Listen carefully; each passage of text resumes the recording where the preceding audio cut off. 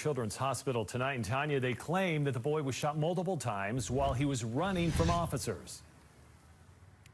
Yeah, Mike, that's what the family is saying, although police are not releasing those details, saying it's all part of the investigation. Meanwhile, 13-year-old Linden Cameron is here recovering, while his mom and brother are demanding answers.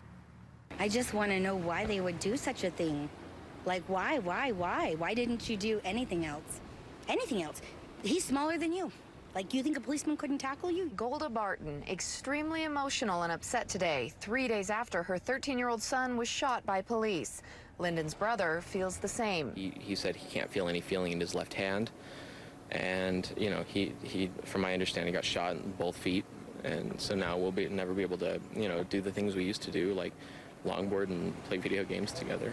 Barton says Linden has Asperger's syndrome, and on Friday night, he started having an emotional episode while she was at work. She drove home and says she called 911 and asked for a CIT officer to come help. That's an officer with specialized training dealing with mental illness. I explained to them he's upset. He's having an episode. He needs to go to the hospital. Barton says when officers knocked on her door, her son got scared and ran.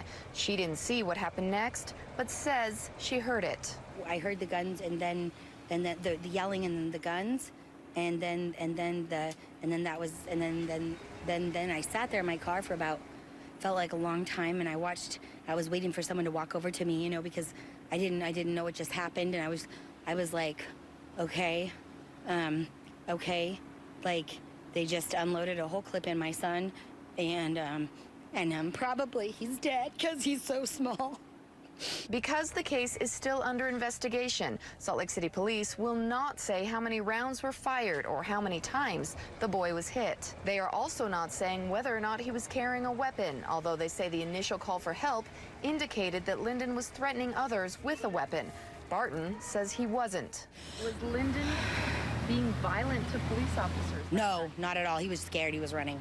Not at all. Salt Lake City Police say they likely can't give any more information about the incident for 2 more weeks when the body cam footage is released. However, Linden's family wants answers now. Linden said, you know what, Mommy? It didn't hurt me.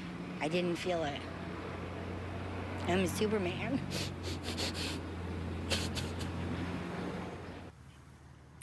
Salt Lake City Police do say all of their officers are CITs trained, so the officers that showed up to the house on Friday night would have had experience dealing with mental illness. Mike, back to you.